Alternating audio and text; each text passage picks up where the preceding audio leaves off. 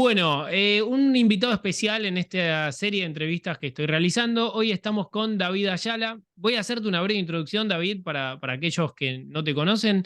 Trabaja en SEO y marketing desde el año 2003. Eso es mucho tiempo, y sobre todo en marketing, que en tantos años pueden pasar tantas cosas. Autor del libro Visibilidad Online, ¿correcto? Eso es. ¿Ok? Speaker de eventos y profesor en máster de la Universidad de Zaragoza, cofundador de agencias SEO Soluciones y SOC Data, ¿lo digo bien? SOC Eso Data, es. ¿ok? Data Business. Y también esto que SEO Rosa. Eso también quiero que me cuentes de dónde nace el término SEO Rosa. Pero bienvenido, David. Muchas gracias, Nico. Un placer estar por aquí. Bueno, si te parece, empezamos con algunas de las preguntas, sobre todo una pregunta muy básica que seguramente te debe pasar, que cuando alguien vos le decís trabajo haciendo SEO, hay mucha gente te ve, te dice, ah, sos SEO de una empresa, sos el... Pero en tu caso sí, sos las dos cosas. Pero ¿qué es el SEO para aquel que no lo identifica o no sabe qué es? Y además es curioso el tema porque depende de cómo se lo enfoques a según qué personas, va a entender los beneficios que tiene el SEO o te va a decir que eso no vale para nada. Ok, Porque claro, a rasgos básicos, SEO es posicionar en Google, aparecer en primeros resultados en Google. Pero claro, cuando tú te enfrentas a explicarle esto a un empresario antiguo que tiene una empresa bastante grande, que nunca ha trabajado SEO, ¿eso para qué me sirve a mí? Entonces, muchas veces esa explicación evoluciona, ¿no? A posicionar X palabras clave por términos rentables, por lo que realmente tu potencial cliente te busca o por lo que quieres conseguir, porque al final no siempre todas tus acciones a nivel SEO son para clientes. A lo mejor puedes querer viralidad, puedes querer difusión de marca, puedes querer muchas cosas más. Pero bueno, al fin y al cabo es conseguir aparecer en Google, pero con un objetivo.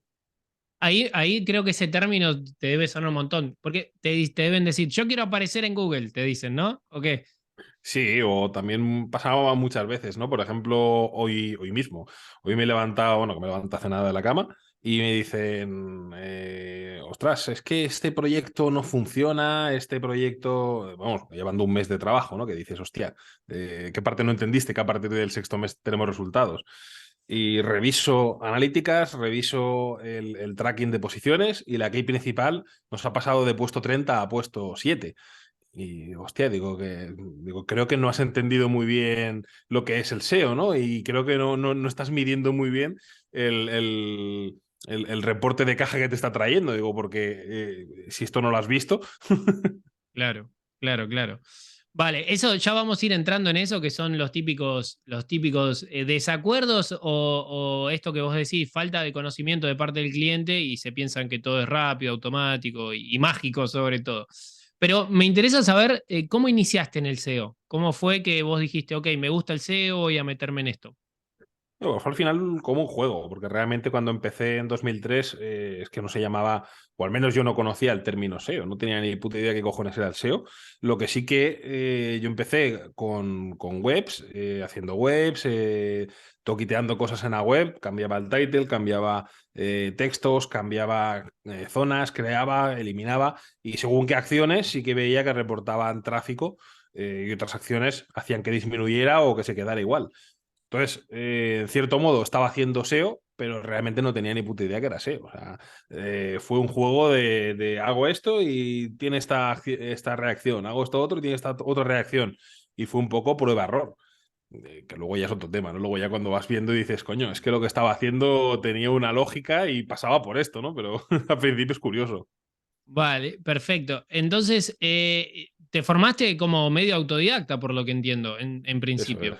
Es que Sí. en aquel momento tampoco había cursos de SEO, no había gente que explicara, o sea, ya era algo también que no era un oficio, por así decirlo, ¿no? Es verdad que había gente que lo trabajaba, pero era muy en la sombra, y cuando te juntabas con otras personas en eventos y tal, pero es que era algo muy de probar y ya está. Y si tenías suerte y conocías a alguien que también estuviera haciendo lo mismo que tú, pues podías intercambiar opiniones, si no, no había nada más.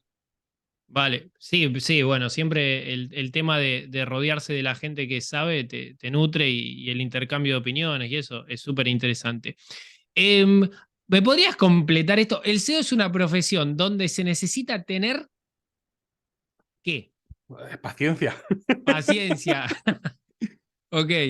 Paciencia, porque es que al final es la base del SEO. Es más, yo no tengo paciencia, o sea, tengo que decirlo que yo soy un desesperado, o sea, a mí me gusta que las cosas se consigan ya. Y eso para mí fue un problema en una temporada, ¿no? Porque te pasa que a lo mejor haces un cambio en una web, si no eres suficientemente paciente, lo reviertes y te has cargado algo que estaba bien y que a lo mejor dentro de un mes iba a funcionar. O al contrario, tienes una bajada por un update de Google, a lo mejor ese update luego va a haber un rollback y va a volver todo a la normalidad, empiezas a hacer cambios y lo revientas todo. Entonces, como yo no puedo aprender a tener paciencia, lo que hice fue pues meterme en más proyectos. Así estoy ocupado y puedo tener paciencia por narices. Ah, es buena esa. No es que resolviste la paciencia, sino que dijiste, ok, hago tantas cosas que no tengo tiempo para ir a revisar eso que hice. Eso es. De alguna manera. Ok, esta pregunta, bueno, es sencilla, pero más o menos para aquel que de repente está investigando, ¿se puede vivir del SEO? Sí, se puede vivir igual que de todo. O sea, Ok, esto es que las afirmaciones de cuando te dicen no se puede vivir de tal o cual, al final muchas veces son experiencias personales de cada uno, ¿no? ok. Tú puedes vivir de vender tomates, pero probablemente si lo haces sin tener conocimiento, vendas los tomates a 20 céntimos o a 10 céntimos y no saques un duro. Pero si le das un valor añadido, el SEO es lo mismo, ¿no? Igual que un diseñador. Hay diseñadores que venden sus diseños a 100 euros y otros que los venden a 10.000. Y no quiere decir que el de 100 a lo mejor el de 100 cuando empezó era muy bueno y luego va subiendo precios. Pero bueno, también es cuestión de según cómo lo enfoques, el cambio de visión de negocio. Sí, bueno, ahí entra una parte que también vi que en la web hablas de marca personal y esto, de cómo uno, ¿no? Hace que lo perciban desde afuera para justamente eso, dar una visibilidad de profesionalismo, de que tenés Eso es, autoridad en el mercado y un montón de estas cuestiones. eso es. Porque al final hay que pensar aquí que no es lo mismo que alguien contrate SEO a que quiera contratar SEO contigo. O sea, cambia Exacto. totalmente, porque si quieres contratar SEO, pues si tu presupuesto no me encaja y otro me lo da más barato, me voy con el más barato. Pero si quiero trabajar SEO contigo, el precio sí que sigue siendo un factor relevante, pero pasa más a segundo plano. Mm. ¿Por qué quieren trabajar contigo? Pues porque das cierta confianza, cuando te expones al público y llevas cierto tiempo y buscas opiniones y no hay ninguna negativa, pues eso también da un valor añadido, decir, no me va a dejar tirado, no me va a hacer una putada, más en este sector que ha habido mucho intrusismo a lo largo del tiempo, que ha entrado gente que no tenía ni idea y ha vendido la moto de, hostia, soy un profesional de tal, y luego se encuentra un problema y te deja tirado, que eso es algo típico, pero bueno, imagino que en todos los sectores, ¿no? Que al final es algo que pasa en todos los sitios. Pero bueno, es un plus añadido para los potenciales clientes. Vale, respecto a esto que decís de que ha entrado mucha gente y esto, no hace falta que demos nombre ni nada. El que quiere investigar, que investigue. Pero seguramente te ha pasado, porque yo me acuerdo en su momento que mucha gente me decía, no, pero yo salgo primero, mira, pongo el nombre de mi empresa y me han hecho esto y salgo primero en Google. Entonces, no sé, roticería Manolo, entonces buscaba roticería Manolo y salía primero y él estaba contento porque salía primero en Google. Esto te debe pasar, me imagino. Sí, sí, ¿no? Y me pasa muchas veces de que me llegan para pedir presupuesto, me dicen, no, el trabajo que hemos hecho hasta ahora me han hecho un trabajo excelente. Vale, hay casos que en los que sí que es verdad que lo ves y dices, hostia, pues han hecho un buen trabajo hasta ahora, pero un alto porcentaje lo ves y se lo digo. O sea, yo es que soy muy claro, digo, hostia, digo con todos mis respetos, pero te han hecho una puta mierda. Porque es que soy muy claro en esas cosas. Y una cosa es, porque yo he visto gente, SEOs más junior, que cuando van a ofrecer un servicio lo dicen, hostia, yo mi conocimiento llega hasta aquí y te puedo dar esto, por eso te cobro este precio. Pero hay otros que tienen ese mismo conocimiento y te venden la moto y lo que dices, hostia, pues he conseguido no sé qué resultado, le venden la moto de tal manera que dices, si le has hecho una puta mierda, cabrón.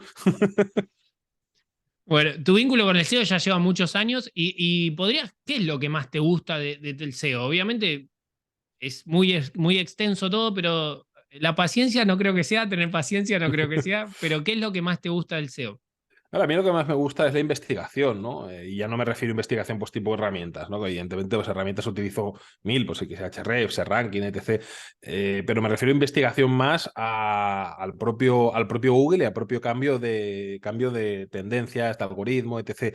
Porque al final es algo que me parece que es un valor añadido que con la experiencia me resulta más útil, ¿no? O sea, y más sencillo. Porque muchas veces que hay un cambio de algoritmo, que hay un update, hay un tal, y dices, hostia, esto me recuerda a tal fecha que volvió a ocurrir esto en Google, vas vinculando.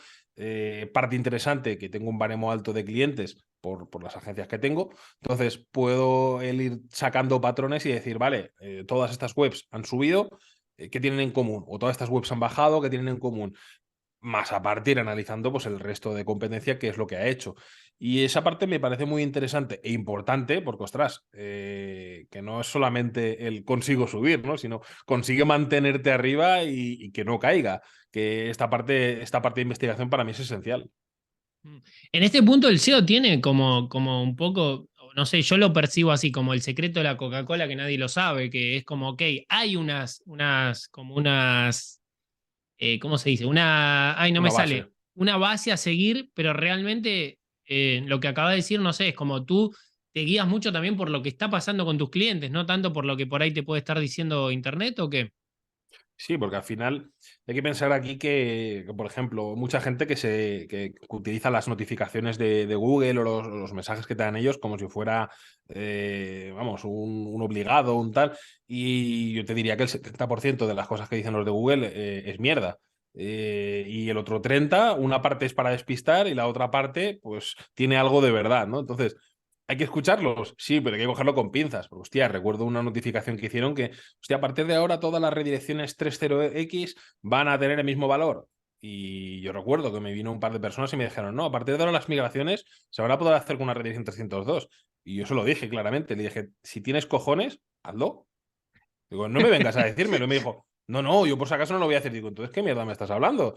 Digo, si tanto te fías de ellos, hazla. Digo, si tienes narices, coge tu proyecto y mígralo con una 302. Evidentemente, eso fue un auténtico desastre porque Google es que ni las rastrea las 302. O si las rastrea es cada ciento a viento. O sea, no es algo.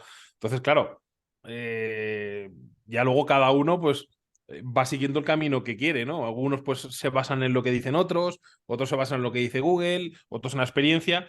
Si te basas en lo que dicen otros, lo mismo, va a ser algo muy sesgado, porque no te va a decir la gente, he subido la web gracias a esto. O si te lo dice, te va a decir la mitad. Algo te Claro. guarda siempre, evidentemente, porque si no, ¿qué te queda a ti? ¿Qué tienes tú de extra? O la cuerda que te has pegado encontrando algo, a veces compartes alguna cosa, pero la compartes un año después de que lo has explotado, ¿no? Que ya has encontrado alguna otra cosa. Claro. David, ¿cómo fue la evolución entiendo, vos empezaste como freelance o no? Sí, yo realmente es que no he trabajado para ninguna otra agencia, exceptuando una temporada que trabajé como externo, creo que fue unos 6 meses, que fue cuando me apeteció decir, ostras, quiero aprender un poco más a nivel agencia, y entré como colaborador en una agencia en la que pues, vi cómo funcionaban, vi cómo tal, no me gustó cómo funcionaban. Luego por eso fue el motivo también, ¿no? De sacar yo propia agencia, el moverme, el hacer cosas. Pero sí, a ver, el inicio pues fue en solitario, evidentemente, y poco a poco creciendo hasta que te das cuenta que dices, hostia, es que solo no puedes llevar tantos proyectos, solo no puedes llegar tan lejos. ¿Y cómo se despega? Porque muchas veces he escuchado que el tema del freelance, cuando pasa a delegar y esto, ¿cómo se despega un poco del ego de decir, ok, esto está bien, así lo hago yo y viene el otro y lo hace de otra manera? Es decir, ¿te ha pasado eso de delegar pero querer estar encima de todo porque Sí. era tu primera experiencia? ¿Cómo fue eso?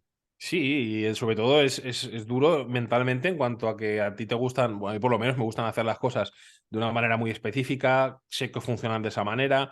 No es que sea cerrado, al revés. O sea, yo cada vez que voy a un evento y intercambiamos opiniones entre agencias, entre profesionales y tal, todo lo que me dicen yo lo absorbo. O sea, si hay algo que creo que puedo aplicarlo, pues lo absorbo. Pero sí que es verdad que cuando sé que algo no funciona, en ese aspecto soy soy muy tajante. O sea, esto no lo hagas así porque es que no va a funcionar. Y sí que es verdad que ya cuando trabajas en equipo y empiezas a delegar en gente, tienes que ser un poco más permisivo y también tener ese punto medio de dejar que con quien trabajas se dé cuenta de las cosas, que no solamente oye, haz esto y por narices saldo así, sino que se dé cuenta el por qué. porque si no se dan cuenta de por qué, pues es fácil que caigan otra vez en tentación de hacerlo de mala manera o de la manera que tú no dices, pero sí es complicado y al principio dices, hostia, es que no va a funcionar, no va a salir, tengo que estar encima, pero evidentemente es que no puedes estar encima, si no, no tiene sentido que delegue. Claro, claro, claro. David, estuve viendo, bueno, tú investigas SEO, yo te investigué a ti y estuve viendo que, bueno, por ejemplo, participaste en el concurso SEO Ad Sensei y lo ganaste, ¿no? Sí. Es correcto. Ok, siempre cuando yo voy a estos concursos digo, hay que tener tiempo para meterse en el concurso. Entonces, por ahí era una percepción mía, pero ¿podés contar un poco cómo fue esa experiencia? Sí, ese concurso yo al principio no quería participar porque a mí no me gustan los concursos de ese tipo, porque es lo que dices, es mucha inversión de tiempo para no conseguir prácticamente nada, porque era un concurso que no había, encima de ese no había ningún premio monetario, o sea, era medirse, o sea, y es mucho estrés, porque estás constantemente viendo posiciones, entra un nuevo competidor, alguien hace X, alguien hace otra cosa. Pero bueno, también fue un poco pique personal, ¿no? Porque empecé, dije, va, voy a sacar un resultado. Empecé a jugar un poco y recuerdo quien estaba en primera posición, pues soltó una pequeña pullita de, oye, aquí no hay nadie que me pueda hacer frente, que no tal. Entonces dije, joder, a partir de ahora, digo, no voy a participar en ningún curso más, pero este por mis narices que lo gano. Y claro, ahí ya saqué toda la artillería. Y lo que pasa es que, claro, en un concurso también juegas con dos cosas. No es a largo plazo, pero también tienes que medirte y que a corto plazo no lo petes, porque si tú lo petas a corto plazo en el concurso y te quedan muchos días, tienes que mantenerte ahí y todo el mundo te tiene en el punto de mira, porque estás arriba. Entonces, te pueden hacer acciones negativas también. Claro. O ellos apretar el acelerador, porque claro, cuando el que está arriba siente una posición cómoda, deja de realizar acciones.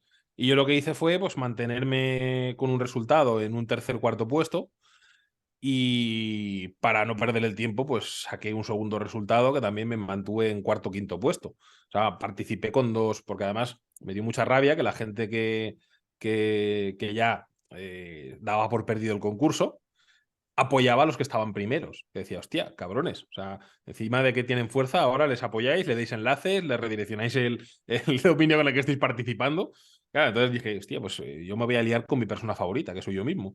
Y voy a participar con dos resultados. Y justamente 24 horas antes de que terminara el concurso, cuando ya se daban por ganadores, fue cuando solté todo. O sea, unifiqué los dos resultados, le metí todo el trabajo que había dejado pendiente de enlaces en una PBN propia, en una PBN de un amigo de 300 dominios. O sea, hubo mucha caña de trabajos y de otras redirecciones y de otras guarrerías que hice intermedias, pero que las dejé todas para última hora. Claro, ahí estaba el tema de que viera Google todo de golpe, o sea, que fueron 24 horas de machacar a Google a que lo viera y que pegara, además también jugar con el tirón de cuando ve tanta caña Google al principio, te pega un tirón mucho más alto, aunque Mm, luego te baje para ver qué leches has hecho y ver si realmente tal. Entonces, era medir justamente que en el momento, y claro, creo que fueron 3 horas antes de que fueran a decir el ganador, fue cuando subí para arriba. Fui con el tiempo justo. Y además luego, pasadas, a lo mejor fueron un día, algo así, claro, mi resultado volvió a bajar, pero jugaba con eso. Es un concurso y tienes que estar arriba en el momento exacto. Fue ¿Y, estresante, pero fue divertido. y hubo dedicatoria para el que te había picado o no? Se cabrearon un poco, es verdad. Lo que pasa es que había buen rollo también, pero joder, era en plan, cabrón, ¿qué coño hacías? David, en tu día a día, ¿qué herramientas solés utilizar? Así que decís, ok, indispensable para mí trabajar con estas herramientas. A ver, yo divido un poco entre herramientas, digamos, más gratuitas y de pago.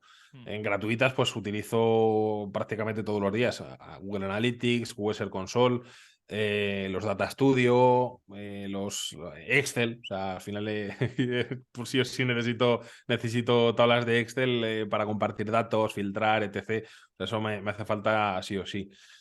Y así de pago, Ahrefs lo utilizo, SERranking lo utilizo muchísimo, porque además SERranking tiene las dos partes, ¿no? La parte de análisis de webs y la parte de tracking de keywords, que evidentemente pues necesito ir controlando día a día las posiciones para ver si hay algo raro, si hay alguna cosita extraña. Screaming Frog también lo utilizo bastante. Luego, pues no utilizo tanto Screaming Frog Log Analyzer, pero no todos los días, pero quizás sí todos los meses para proyectos un poquito más grandes. Hostia, es que claro, son muchas, pero a lo mejor hay alguna que me dejo seguro. De todo, bueno, de todo, de todo. Sí, sí. Eh, David, desde tu punto de vista, que muchas veces es un tema que abre debate, es cómo los gestores de contenido, WordPress, por ejemplo, y el SEO, ¿qué hay tanto de cierto de no, que WordPress y el SEO no va bien, que los plugins, que no sé qué, y todas estas historietas? A ver, yo vengo de una época en la que posicionábamos con un HTML plano, o sea, creábamos un HTML con front page y que suena ahora arcaico, pero bueno, era lo que había en aquel momento, y posicionábamos con eso y generábamos webs con eso, que luego ya cuando aparecieron los primeros CMS, pues tipo PHP Nuke, los primeros que vi y tal, que ahora los ves y dices, hostia, vaya auténtica mierda trabajábamos en aquel momento, ¿no? Pero para mí fue una revolución. Y al final eso te enseña que al final todo es código y da igual que utilices un WordPress, que utilices un Magento, que utilices una web programada a medida. El tema es el cómo esté hecho. Un WordPress puede ser muy lento o puede ser muy rápido. Puede estar bien hecho, puede estar hecho una puta mierda y que te indexe un montón de URLs sin sentido. Entonces, claro, aquí más que depender de, evidentemente, si tú utilizas un WordPress o cualquier CMS, en vez de utilizar una hoja HTML plana, va a pesar mucho más, obviamente. Eso es lógico, pero también estamos en un momento en el que no puedes montarte una web en HTML plano y tirar de eso porque pierdes funcionalidades, obviamente. Claro. Pero bueno, al final creo que son herramientas. Yo posiciono webs muy bien en WordPress, posiciono webs muy bien en Presta, posiciono webs muy bien en Shopify.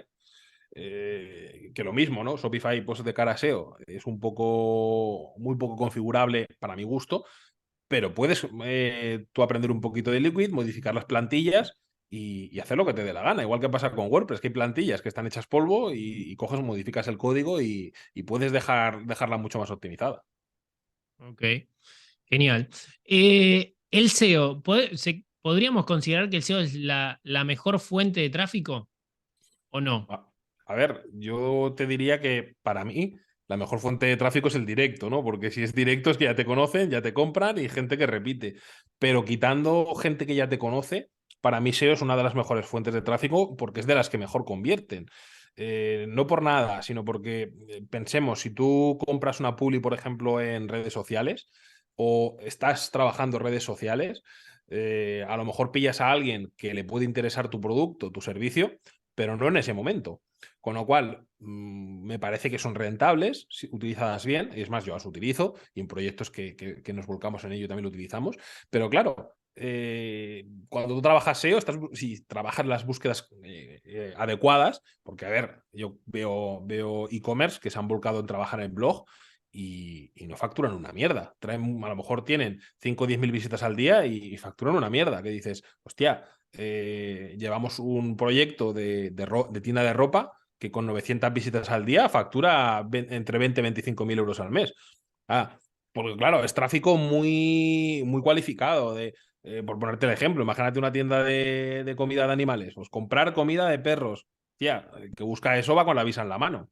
Sí, Ya voy a comprar directamente, pero si tienes una búsqueda de, yo qué sé, husky siberiano, el que busca eso, el 90% van a querer buscar fotitos del perro, con lo cual no van a querer comprar. Si tú te centras en ese tipo de SEO, no es rentable. Si te centras en un tipo de SEO más transaccional, pues la rentabilidad es mucho más alta de la gente que entra, porque directamente quiere lo que le estás ofreciendo. ok, perfecto. ¿El SEO y el SEM son amigos? ¿Son competidores? ¿Se llevan bien? ¿Se llevan mal? ¿Cómo es la historia A ahí? ver, esto es un debate de toda la vida, ¿no? Y aún así hay gente que aún duda, yo no dudo, porque hay gente que te dice o SEO o SEM. Hostia, no es así. Al menos no siempre. Tenemos que pensar que SEM funciona mejor o peor, igual que SEO funciona mejor o peor, dependiendo de lo maduro que esté el público. Voy a poner un ejemplo. Si tú te vas a un sector más tecnológico, el que haga una búsqueda en Google va a saber que lo de arriba es un anuncio. Y probablemente no pinche porque diga, vale, es que esto está pagado. Quiero pinchar en algo que esté arriba porque asociamos que lo que está primero es mejor para el usuario. Sin embargo, nos vamos a un sector un poquito más verde, un sector de gente a lo mejor más mayor, que no entiende tanto de tecnología, probablemente sí que pinchen en los anuncios. con lo cual, en según qué sectores interesa meter, o sea, hay más porcentaje de clics en SEM y en según qué sectores hay menos porcentaje de clics. Eso al final lo vas viendo, ¿no? Incluso hay proyectos en los que estamos en primer puesto y seguimos comprando Publi en Google también. Y hay otros proyectos en los que estamos primeros y dejamos de comprar Publi en Google, porque dices, hostia, para el poco tráfico que me está enviando la publicidad, porque no pincha casi nadie, pues mira, nos quedamos con la parte orgánica. Pero hay en otros que dices, hostia, es que entra bastante tráfico por orgánico, pero es que por SEM sigue entrando bastante tráfico. Ok, Y son públicos diferentes. claro. Y una cuestión, yo siempre tuve como una pregunta en mi cabeza es, ¿pagarle a Google SEM puede beneficiarte a nivel de SEO o no? Sé que son dos cosas diferentes, pero Sí. al ver que la web empieza a tener tráfico por medio, por más que sea de publicidad y esto, y por ahí tenga buena relevancia los anuncios y un montón de cuestiones, ¿puede llegar a beneficiar el SEO o no? Directamente no, pero indirectamente sí. ¿A qué me refiero? Tengo muy comprobado que webs que llevan trabajando durante años publicidad, pero tienen el SEO desastroso, suben mucho más rápido a nivel SEO cuando lo trabajas. Por ejemplo, hay un caso de un proyecto en el que llevaban trabajando un par de años Facebook Ads y habían conseguido hacer muchísima marca solamente a través de Facebook Ads, a través de toda la publi de Instagram, de Facebook, etc. Los cambios que le hicimos a esa web, o sea, subieron 1000 veces más rápido que en cualquier otra web de misma temática que hubiéramos tocado. Esto al final se extrapola a cualquier tipo de publi. Si tú traccionas tráfico, pero no pasa nada más, porque la web es una mierda, pues bueno, entonces no tiene ningún efecto positivo a nivel SEO. Pero si tú estás traccionando tráfico de donde sea, de Google Ads, de redes, de donde sea, y ese público le interesa tu web, la siguiente vez lo que va a hacer es buscar tu marca directamente en Google. Eso para Google es un síntoma de crecimiento, porque tu marca está teniendo más interés. Es más, desde hace un tiempo hay un problema con la gente que está montando nichos, la gente que está montando webs de Amazon afiliados, que ese tipo de webs muchas veces no crecen en marca. Al no crecer en marca llega un punto en el que incluso caen. Pero no es que caigan porque la web esté mal, esté penalizada, es que al final la marca es otro baremo. Y si esa marca no crece, quiere decir que quizás al usuario no le está interesando ese tipo de web. Si el resto de competidores en tu nicho todos tienen una evolución de marca positiva, quiere decir que si tú no la tienes, eres una mierda de cara al público, la gente no está volviendo. Con lo cual esto afecta, aunque no sea directamente, afecta a nivel SEO. Vale, ahí comentaste algo que me parece súper interesante, porque generalmente el SEO está relacionado con búsqueda, ¿no? Es decir, ok, como vos dijiste, comprar comida para perro, pero hoy en día las estrategias de SEO también tienen en cuenta la parte esta de marca, se incluye dentro de una estrategia de SEO, es decir, vamos a hacer que los busquen por marca, ¿o Hay qué? gente que sí, hay gente que no. O sea, aquí depende un poquito también del presupuesto que tengas, ¿no? Porque no es lo mismo un proyecto que digas, tengo poquito presupuesto, tal, no puedo. Hostia, pues es que ahí puedes hacer lo que puedes hacer. Evidentemente aquí lo interesante, sobre todo cuando es un proyecto grande, porque a ver, si es una fontanería de una ciudad pequeña, por muchas búsquedas de marca que tengas, tampoco vas a tener una exageración, porque eso te lo va a dar el que consigas clientes y no va a hacer falta que trabajes la marca, ¿no? Pero sin embargo, si te enfrentas contra titanes que están anunciándose en tele, se están anunciando en radio, en periódicos, aparte de toda la estrategia de marketing digital que llevan detrás, evidentemente ellos llevan un crecimiento de marca brutal. Por ponerte un ejemplo, en el sector sex shops, en su momento, Plátano Melón trabajó una estrategia brutal a nivel publicidad. O sea, contrataba influencers, hacían artículos de blog brutales que traccionaban tráfico, marca, etc. Trabajaba redes, trabajaba publi en todo lo que... Creo que incluso en tele también llegó a meter algún anuncio, en marquesinas, cartelería, en absolutamente todo. Y uno de sus competidores principales en aquel momento, que era Diversual, tú veías y Plátano Melón tenía 200 y pico mil búsquedas al mes de marca Mm. y Diversual tenía 20 30 mil. Y decías, hostia, es que hay un abismo brutal entre los dos. E incluso a mí, a nivel SEO, me gustaba más Diversual que Plátano Melón, pero no conseguían en muchos resultados alcanzarles. Porque claro, había un abismo entre medio de marca. En este caso sí que necesitas, por narices, tener acciones alternativas que consigan búsquedas de marca, porque tu competencia es que se está metiendo a saco y si no es una pata que tú no estás trabajando, que se está quedando muy coja en tu proyecto. Y si el que está primero pues está consiguiendo esa evolución, si tú no la consigues, vas por mal camino. Ok, ahí hay una cuestión que, mira, lo tengo apuntado. ¿Hay mercados como imposibles en SEO? Como que decís, "Uf, A mí no No me sé. parece nada imposible. A mí la limitación la pone el bolsillo del cliente. Ya. Y eso lo digo claro. O sea, eh, nos hemos metido en sectores en los que hemos competido contra PC Componentes y evidentemente no te puedes meter a competir con el global entero, pero nos hemos metido en sectores concretos donde teníamos más margen de beneficio con esa empresa y en cuestión de 3 4 meses hemos adelantado esas búsquedas a PC Componentes. No quiero decir que en 3 4 meses puedas comerte a alguien así, pero evidentemente si ese presupuesto lo hubiéramos multiplicado por 10 o por 20 hubiéramos hecho mucho más, porque al final es que es cuestión de tiempo y presupuesto. Podemos hacer las dos cosas, o tener más paciencia y esperar a largo plazo, o tener más presupuesto y acelerar las cosas. Pero bueno, aquí también está también el factor de ese competidor, cuántos años lleva trabajando y qué sigue haciendo hasta ahora. Si siguen dándole caña, pues tú evidentemente tienes que darle, porque a ver, puedes hacer estrategias que sean un poco más creativas, pero la creatividad tiene un límite, o sea, tiene un límite en cuanto a ya necesitas meterle más pasta, sí o sí. Ok, pero por ejemplo, el sector inmobiliario o el sector hotelero que está muy como monopolizado, ¿no? Que lo gobiernan, me sale gobiernan, lo mandan los Booking, los Trivago y todo esto. Ahí se te sienta un cliente, ¿no? Y Bueno, te plantea esto. se puede competir igual. He competido en el sector del porno y hemos competido contra gente de Estados Unidos que le mete una millonada al mes. Le compran enlaces sin talento, le tiran de PBN, tiran de comprar en absolutamente toda la competencia y les hemos adelantado en búsquedas. Eso sí, íbamos con un presupuesto bastante potente. En casinos igual. He trabajado casinos, que en los casinos invierten mucha pasta en marketing y hemos conseguido resultados muy buenos. En sector viajes de momento, pues he trabajado, pero no a nivel global, ¿no? No una web a nivel pues, tipo Booking, sino pues, webs a nivel locales, a nivel muy de turismo, por ejemplo, de Brasil, etc.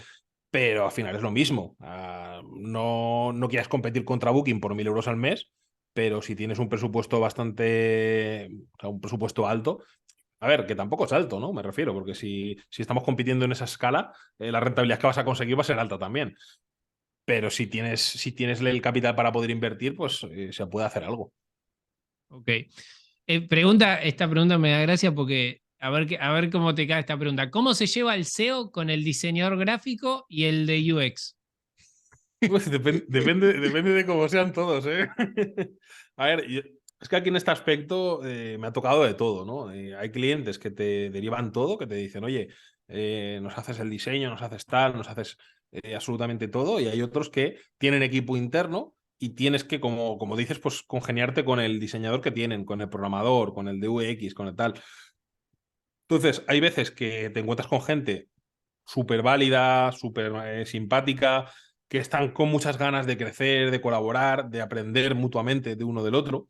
Y pues es agradable, ¿no? Porque vas haciendo cosas, vas pidiendo, vas justificando, vas tal, pero hay otras veces que te encuentras con un problema muy grande, que se piensan ellos que vas a sustituirles.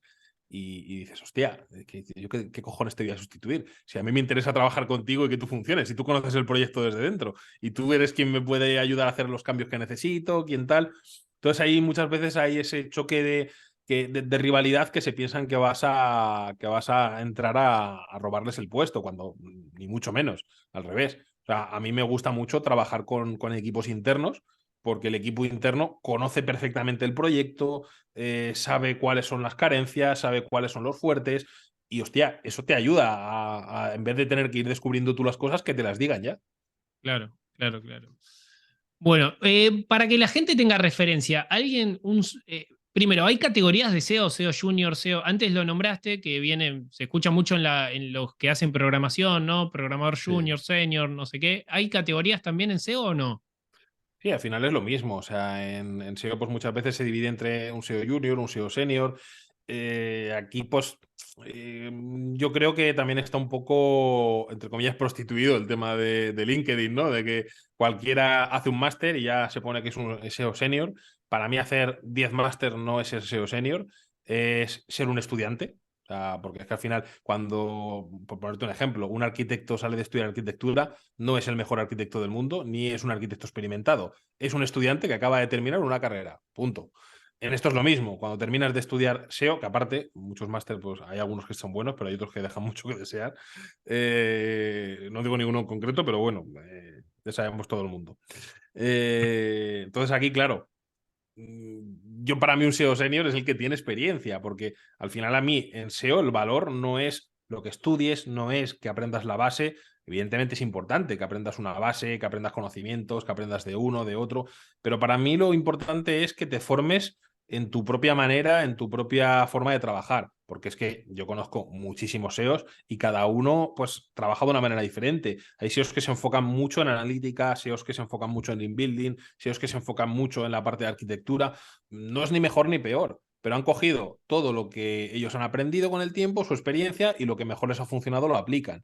Y para mí ese es el SEO senior, el SEO que ya tiene cierta experiencia, ya tiene ciertos años practicando, no que hayas hecho un curso de SEO y digas, lo hice el curso de SEO hace 5 años, soy SEO senior, que llevo 5 años en SEO. No, cabrón, tú llevas 5 años tocándote los huevos y hiciste un curso hace 5 años, ya ni te acuerdas de lo que es el SEO. Entonces, claro, es complicado, ¿no? El definir dónde está el límite. Yo creo que también es un poco personal de cada uno de la visión, igual que el tema de contratar trabajadores a nivel SEO. Que hay gente que valora mucho que se hayan hecho másters, yo no lo valoro. Para mí el valor tiene en que me digas qué es lo que has hecho, qué es lo que has practicado y qué estás dispuesto a aprender, porque al final es que estamos en un sector que o estás dispuesto a seguir renovándote constantemente, vamos, como un médico, que cada vez que hay un avance científico, médico, tal, tiene que formarse de nuevo. Pues aquí es lo mismo. Total. En este caso, por ejemplo, ¿qué puede cobrar alguien que entra a una empresa como SEO junior para que la gente tenga una referencia de lo que es el mercado?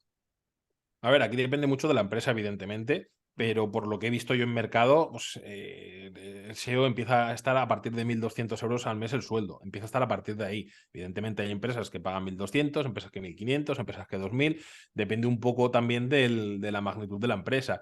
Hay empresas que son más pequeñitas, son más modestas, por así decirlo, que no tienen tanto margen de beneficio y pueden pagar menos. Y hay otras que son mucho más grandes, que llevan proyectos internacionales, que llevan tal. Evidentemente ahí la rentabilidad por proyecto es mucho más alta, por lo tanto ahí pueden pagar mucho más. Con lo cual al final es un poco como todo, pero bueno, empieza a partir de ahí los baremos. Ok, ya estamos llegando al final, porque si no te voy a agotar con preguntas, pero igual toda la info que diste, la verdad que me parece estupenda. Alguien que quiere iniciarse en el SEO, aparte de que no haga un máster de mierda, como dijiste antes, ¿qué le recomendarías? A ver, yo recomendaría, primero, pues si no tienes nada de conocimiento, que te hagas algún pequeño curso, no un máster. O sea, yo creo que no te hace falta hacer un máster cuando empiezas, que te hagas un pequeño curso que te siente la base del SEO, que sepas coger la lógica de Google y a partir de ahí que empieces a hacer dos cosas. Una, sigas formándote, sigas viendo blogs, sigas viendo artículos de gente, si te apetece apuntarte a algún curso más, pues te apuntes, pero que sea algo dinámico, que no esperes a que venga la información a ti, sino que vayas tú, sigas a gente en Twitter, que al final en Twitter pues, es una fuente también de información, que la gente comparte hilos, tal, y vas aprendiendo cosas. Pero sobre todo, primero que te hagas esa base para que luego puedas discernir de lo que me está diciendo este, me está vendiendo la moto, o tiene lógica, voy a empezar a investigar un poco sobre esto. Y luego, aparte de esto, pues ve a eventos, porque si tú vas a eventos físicos, conoces a una persona, hablas del sector, te habla de su experiencia, tú le compartes tu experiencia que has hecho con un cliente, que has hecho con una web. Y eso también nutre bastante, porque al final ya no estás hablando de teorías, sino que estás compartiendo prácticas. Por lo tanto, eso me parece también bastante, bastante útil. Ok, recién hablaste de eventos, vi que desarrollaste Andorra Masters. Sí, fue un evento aquí en Andorra, que fue evento enfocado a empresas y la verdad es que estuvo bastante, bastante bien. Hubo 200 personas de asistentes, vinieron 200 empresas, que eran un 30% de España y un 70% de empresas de Andorra. La verdad es que estuvo muy chulo. Tuvimos 5 charlas, luego un momento de networking en el que pusimos, creo que eran ciento y pico botellas de vino, 200 y pico botellas de cerveza, o sea, jamón cortado a cuchillo, o sea, estuvo chulo. Y lo que me gustó un montón es que encima fue evento, primera edición, que lo petamos en el auditorio principal de Andorra, y mucha gente que se salió con muchos contactos, que es lo que a mí me interesaba, ¿no? Que la gente, más que decir, hostia, me he ido y he aprendido X, ¿vale? Cualquier charla aprendes algo porque siempre hay algún punto que aprendes, Pero para mí el valor de un evento es también que digas, me he ido con el teléfono de estas 2 personas y mantengo el contacto, comparto cosas, incluso comparto un negocio o una idea o un tal. Me parece brutal. Bueno, genial. ¿Va a haber próxima edición o cómo lo tenés planteado? Sí, ya está planteada la próxima edición, que es en febrero del año que viene. Y luego aparte, pues como para febrero falta mucho, haré también algún pequeño evento, ya no tan grande, porque es que hacer 2 eventos grandes al año me agotarían mentalmente totalmente, porque es que son mucho esfuerzo. Pero sí que aparte de eso, haré algún pequeño evento de networking en Andorra también. Con lo cual, pues será el pequeño caramelito, ¿no? Antes del evento grande. Vale, y una cuestión, ¿qué tema se trató? ¿SEO o se trató varios temas a nivel de marketing digital globalmente? ¿Cómo era? Se trató tema general, o sea, tanto tema de empresa como tema de marketing. Ok, Por ejemplo, pues vino Rayola Networks y nos explicó pues, su caso concreto a nivel empresa, cómo crecieron, cómo se metieron en eventos, cómo invirtieron cómo apostaron por ellos, ¿no? En su imagen. Entonces, en cierta parte, pues se habló de estrategias de marketing y en otra cierta parte de cómo afectaron a nivel empresa y cómo, si funcionaron, si no funcionaron, o realmente qué es lo que yo expliqué también cómo empecé en Internet, todo lo que hice, mi trayectoria, los proyectos en los que me dejé dinero y no valieron para nada, los proyectos que funcionaron, que también es un poco la idea de poder ver casos de fracaso y de éxito, ¿no? Es decir, esto cómo lo puedo replicar o esto cómo no debo de meterme. ahí puedo entrar ahí. ¿Me podés contar alguna experiencia de estas que, porque parece en internet parece que todo es maravilloso y todo Sí, es bonito, porque a veces no se cuentan las caídas. Entonces, ¿podés contar ahí un poco algún proyecto que no sí. fue bien? Sí, a ver, al final es lo que dices. Muchas veces decimos lo que va bien y parece que estás en la cumbre y que ha sido todo un camino de rosas, pero realmente ha sido un camino de mierda. Has tenido 1000 fallos, lo que pasa es que probablemente no te acuerdes ni de la mitad, porque ya los echas para atrás y dices, bueno, ahora que va bien, ya no me acuerdo de esto. Pero bueno, aprendes. Por ejemplo, un caso que me pasó en el que fue bastante fiasco. Fue un proyecto que montamos una empresa física. Hubo un momento en el que dije, quiero diversificar, quiero, aparte de Internet, pues meterme en otros proyectos. Y monté una empresa física junto a otra persona, o sea, un socio en el que yo era muy bueno en la parte digital, era muy bueno en la parte física y me pareció que podía haber ahí una compenetración de decir, hostia, la parte que a mí me falta de negocio físico la va a aportar él y la otra la aporto yo y me pareció muy buena la unión. Eran una serie de tiendas de reparaciones tecnológicas, pues de móviles, de ordenadores, de placas electrónicas, etc. O sea, el trabajo era repuestos, piezas, soldadores y, o sea, era todo mecánico, era tener gente que hiciera todo ese trabajo.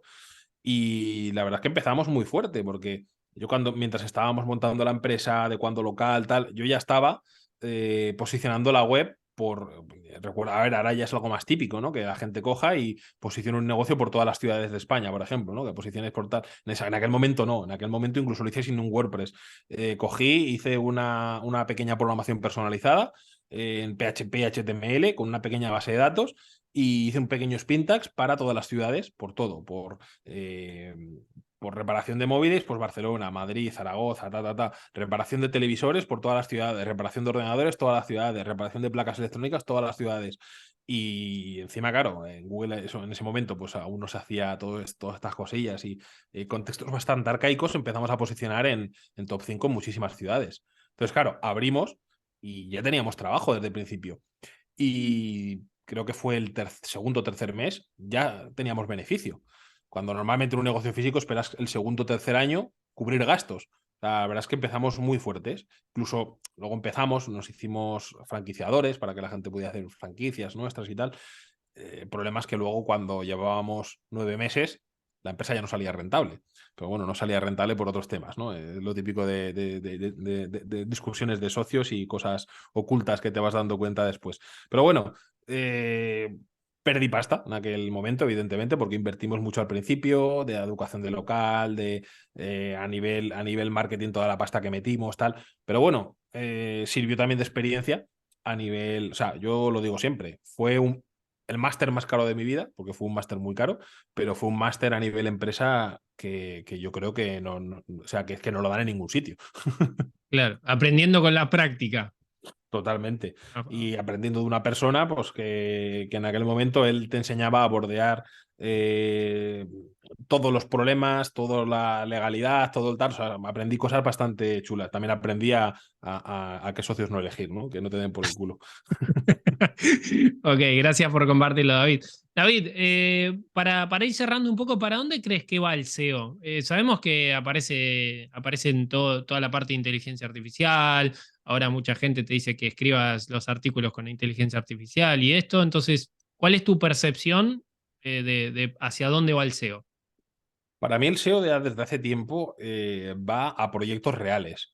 ¿Y a qué me refiero con proyectos reales? Ya no me refiero a que utilices IA, que no utilices IA, que utilices afiliados, que no utilices, sino que Google cada vez yo me estoy dando cuenta que está tirando más a que el proyecto sea sólido, sea real. Proyectos en los que están utilizando textos propios, redactados, pagados, tal, que en teoría está todo bien y están bajando.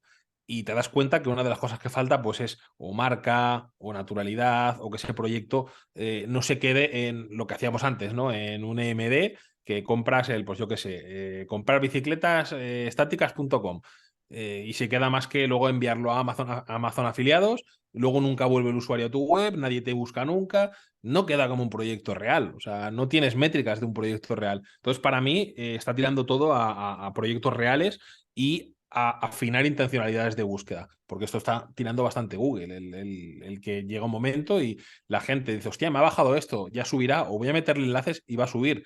No, ojo, que se ha cambiado la intencionalidad de búsqueda, o Google cree que la intencionalidad es otra, ya no digo que sea realmente esa, sino que crea Google que es otra, ya no subes en esa búsqueda. Tienes que hacer un cambio 360 a esas URLs para que suban.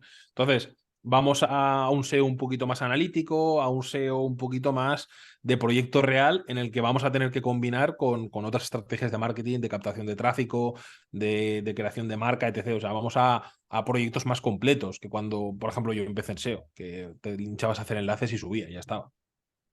Y a nivel de buscador, ¿seguimos ahí fieles a Google? O estás viendo que algún buscador puede estar, no sé, sacando algo nuevo o con nuevas ideas y puede ser como una amenaza a Google?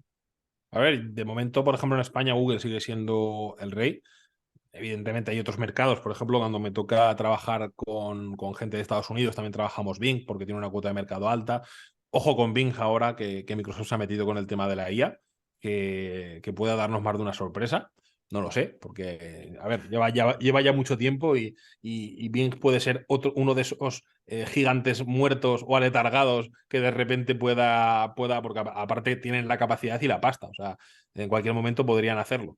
Que lo hagan o no ya es otro tema. Pero bueno, siempre hay otras alternativas también que utilizamos, ¿no? Cuando me toca trabajar, ahora pues ya hace tiempo que no trabajamos con clientes rusos, pero en su momento trabajábamos con clientes pues inmobiliarias rusas que estaban en Marbella, cosas de este tipo, y tocaba trabajar Yandex. Con lo cual hay que tener en cuenta que SEO no solamente es Google, dependiendo del tipo de público, de dónde venga, puede que a lo mejor utilicen otro buscador.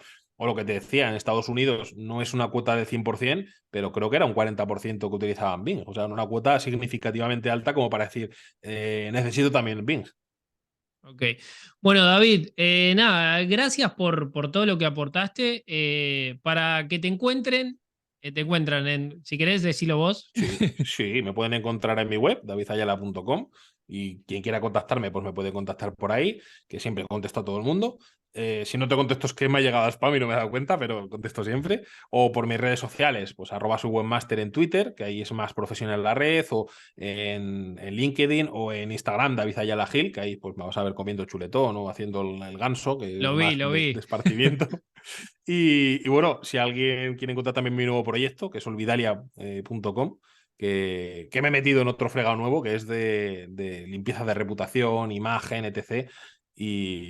Y ahí también le Eh, estamos dando bastante caña. Te iba a preguntar eso porque lo vi y bueno, yo en su momento había alguien en Argentina que me comentó y lo hacía con políticos puntualmente. Sí, yo he trabajado con políticos en Latinoamérica en unos cuantos sitios. Vale. ¿Podés Y contar un poco de qué se trata ese servicio? Porque creo que es algo que no está tan difundido en Internet y puede ser interesante. sí, yo esto es algo que llevo haciendo bastante tiempo, no tan de manera pública.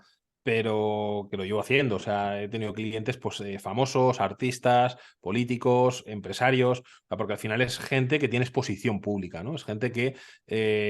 porque al final cuando tú estás en la sombra, pues esto pasa como con los SEOs, ¿no? Hay SEOs muy buenos que están en la sombra y no los conoce nadie, nadie los critica. Y hay otros SEOs que pues, estamos más, digamos, a pie del cañón, que nos exponemos, tal. Entonces, estás expuesto a críticas o que a alguien le caigas mal. Y aquí pasa lo mismo.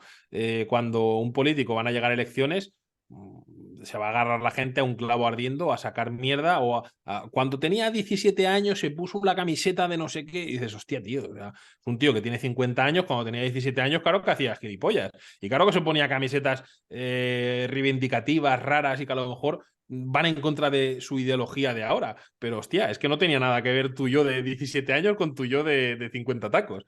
Claro.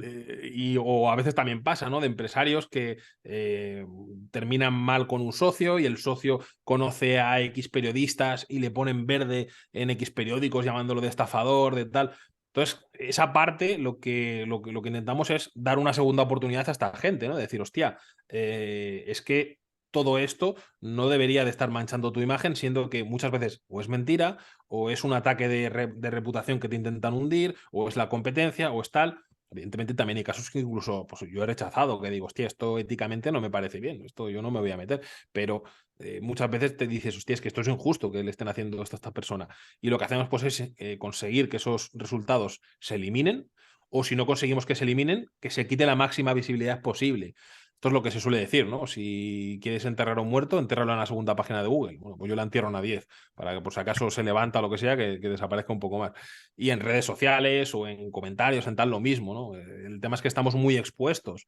Internet es algo abierto, e incluso me ha pasado que empresas muy fuertes a nivel offline que no tienen ni página web y que me hayan llamado y me hayan dicho, hostia, es que me están poniendo verde en foros, han montado un blog para tal, pero ¿por qué si yo no tengo presencia? Hostia, es que es lo que pasa. Internet es un mundo abierto y cualquiera puede escribir de ti en un periódico. O cualquiera puede montarse un blog y escribir sobre ti. O yo qué sé, es que al final también hay clientes descontentos, ¿no? A lo mejor tienes 1000 clientes y de los 1000, dos han tenido un mal día te la lían parda, ¿no? Otras veces no, otras veces dices, cabrón, es que tú la has liado. O sea, es que no trataste bien a esa persona. De vuelta la has ganado, ¿no? Pero hay otras veces y al final, pues este servicio hace eso, el poder limpiar tu imagen y darte oportunidad a que no pierdas negocios, porque cuando tienes esos problemas, pues se te caen contratos, pierdes negocios, lo típico de siempre, ¿no? Voy a meterme en otro país para internacionalizar, ¿vale? Cuando te metas en ese otro país, tus socios comerciales de ese país o la gente con la que vayas a hacer alianzas, lo primero que va a hacer va a ser buscarte en Google y buscarte en redes.